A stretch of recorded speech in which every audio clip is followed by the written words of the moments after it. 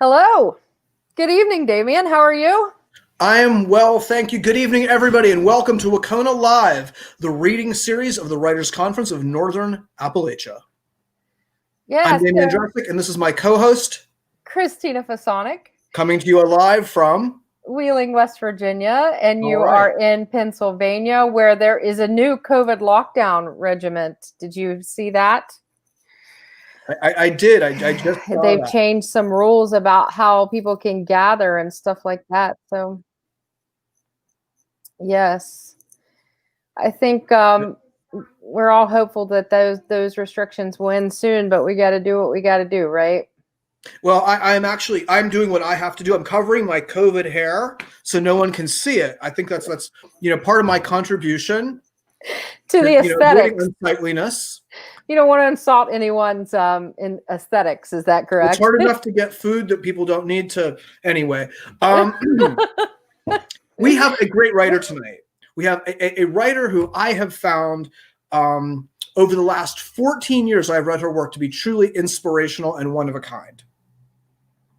Excellent. Well, tell our audience about her. All right. We have got for you guys a special treat. We've got Kim Chinquee.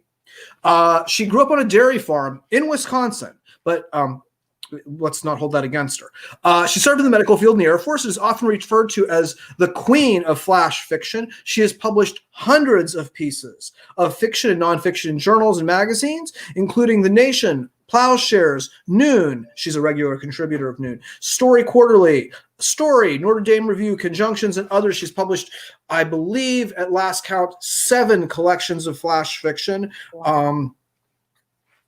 She is also the recipient of multiple Pushcart Prizes and directs the writing program at SUNY-Buffalo. So let's bring on Kim Chinquee. Hello.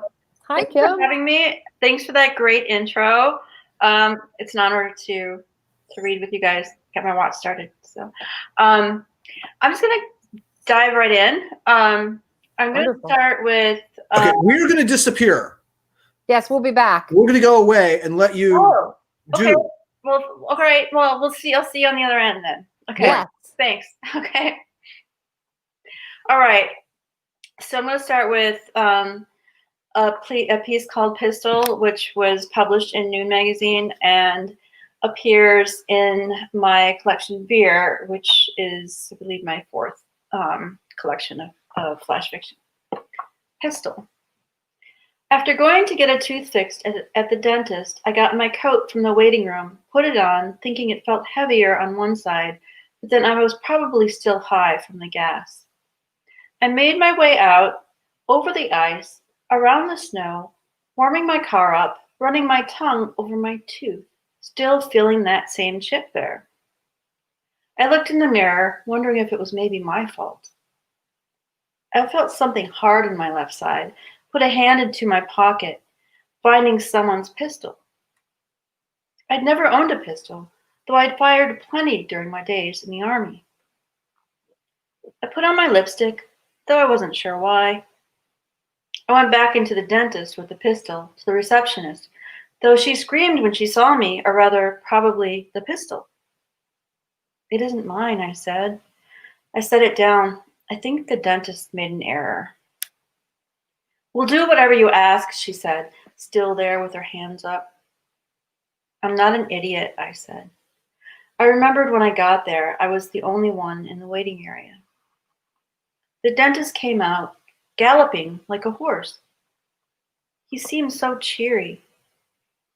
I heard music on the speaker, something with a flute and piano. A bowl of fake fruit rested on a table, an apple, an orange, a banana. I'm not an idiot, I said. I shut my lip, realizing it was still numb and probably swollen, and I was biting right down into it. Okay, and the next piece I'm going to read, next few pieces I'm going to read are from Snowdog, which is forthcoming January 15th, also with Ravenna Press. And the first one I'm going to read is called Reindeer. As my neighbors toast, I look at the blinking reindeer on the mantle. its nose kind of orange-like. To sportsmanship, says Greg. He's tall and bearded, wears a green tie and a beret. Friendship, says Sarah, who wears her plaid sweater with its wide red sleeves. Kinship, says George, who looks a lot like Santa. Marksmanship, says Clara, holding her long-haired chihuahua with its crooked, glittered bow. Courtship, says the man who's come with Clara. The fireplace hums, though no flames rise and no heat is coming from them.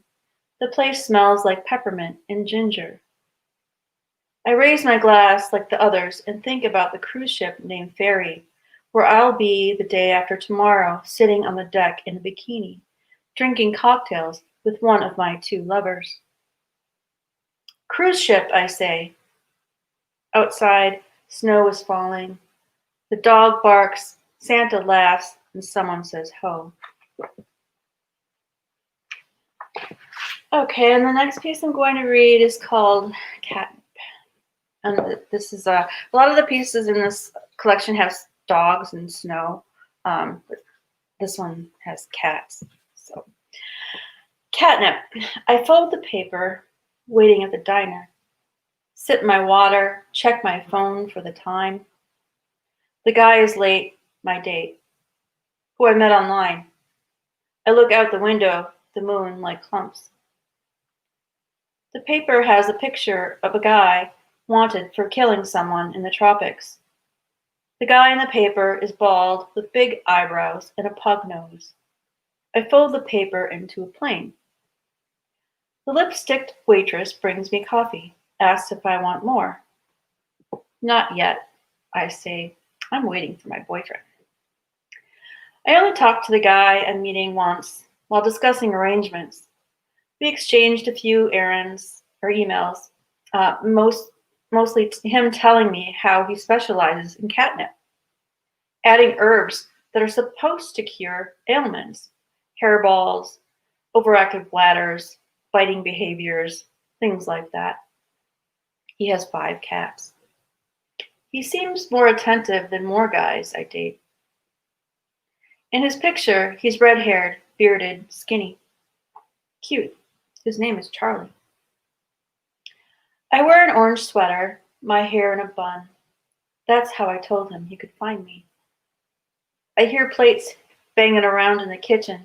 A man sits at the counter sipping something. A woman and a babbling baby sit in the booth across. Other than that, the place is pretty empty. It smells like bacon. A man enters, making the bell ring. He approaches me, asks if I am Stormy. I'm Stormy, I say. My name is really Al. He sits, says his name is Charlie. He looks nothing like his online picture. Pointy chin and small mouth, his big dark brows. I say, are you sure? He says he is. His voice is high-pitched, and he has a Jersey accent. The more I look at him, the more I notice he looks like the wanted man in the flyer. The flyers are everywhere. I unfold my airplane to sneak another look. He asks if I'm hungry. I tell him I'm starving. The waitress comes to ask what we want. She writes on her tablet, chewing her gum. I get tomato soup, and he orders tuna. When the waitress leaves, I ask Charlie if he's been anywhere warm recently. He says no. He says he's from Jersey. He has a nice smile. His nose isn't as pugged as the man in his profile. He looks kind of cat-like. His ears pointy, his tongue long. He licks his lips a lot. He makes a sound like a purr. Another man enters, then another. They look alike, like Charlie. They sit at the counter, fill the booths. They all wear vests and Wranglers. Stray animal hairs stick to their bodies and arms and middles. I ask Charlie who he is. He narrows his eyes. He sticks his tongue out. I laugh at him and I hiss. But thank you. Thanks for the opportunity. Looking forward to the conversation. Oh, that was fun. No, thank you. Go ahead, Damien. No, I remember reading. Oh goodness! You gave a reading in Pittsburgh at City Books, and I picked up a few of the books of yours I did not have, and I remember reading the. He looks at me. Well, more likely the pistol. I'm not an idiot. So it was wonderful. I read that one in Pittsburgh. I think I might have. Yeah.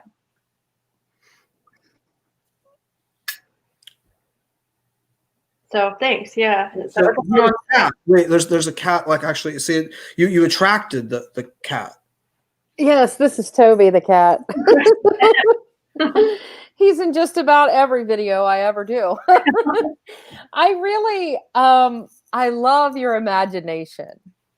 I write nonfiction, and so of course you use your imagination, but not in the same way. And these dreamy dreamscapes that you create are just absolutely fantastic. And it's just, I was hanging on the edge of my seat after, during the last one. So thank you so much for reading for us. It was wonderful. Well, thank you. Thanks for having me.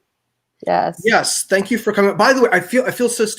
I was just sort of joking about the Wisconsin part of not being from Appalachia. I think it came across terrible. No, I appreciate that. So thank you. Yeah, you probably saw that look on my face when you said something about Wisconsin, and all I could think of, but they have cheese. How can anyone not like cheese? Yeah, like I said, I grew up on a dairy farm, but yeah, they have a lot of cheese. They have good cheese. Can I tell you a terrible dairy farm joke that a dairy farmer told me? Oh, please. Yeah. Okay, so there's this guy.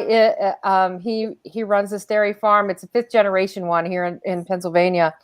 And he said, "So, Christina, what do you call the place where baby cows eat their lunch?" And I said, "I don't know. Do you have an idea?" The cafeteria. It's so bad that it's funny, right? It's bad. Yeah. It's so bad. And I said, "So how many years have you been telling that joke?" And he says, "Like 35 years. And people like you still laugh at it. So I keep telling." Well, I'm gonna spread it around. I'm gonna spread the joy. You've got to. Every time I tell it, people laugh, and I can't tell if it's because they're like, "Oh, Christina," or "Yeah, that is funny." So It's so bad, it's so good. Yeah. Yes, exactly. Oh, you were. We loved having you on. Thank you so much. Snowdog is dropping on. Did you say January 15th? January 15th. Yep. Right. I have advanced copies, reader copies now, if anybody wants to review or anything. But Cool. I also have another book coming out the end of next year. It's a novel in flashes called Battle Dress. So that'll be out. Battle Dress, outstanding. Yeah. Yes. And you have a book coming out. You have a book coming out? I do. A couple of them. So I have a book coming out in April called Fables of the Deconstruction, which is available now for pre-order from Clash Books. You are actually one of the. I love your work. I remember the first time I started reading, what you were doing back in the early 2000s, early to mid, and I just saw like you were doing such great stuff, and you're sending it everywhere. I think in terms of career, you so had it together, and you still do. I mean, Well, thank you. Yeah, I don't send things out as much as I used to because, well, I kind of wait to get solicited. So I have a large inventory that's there. Well, very cool. So Thank you so much for coming on. Who do we have next week, Christina? Sarah Shotland will be with us next week. Outstanding. Sarah Shotland is the author of Junkette, which is set during pre-Katrina New Orleans. It involves heroin. Well, there you go. Okay. Well, Thank you so much. Thanks a lot, Kim. And don't forget to go to Bookshop and pick up some of Kim's books because they're there as well as other authors that have appeared on WCONA Live. So see everybody next week. Thank you, Christina. Thanks a lot, y'all. Have a great night. Thank Good you. night. Good night.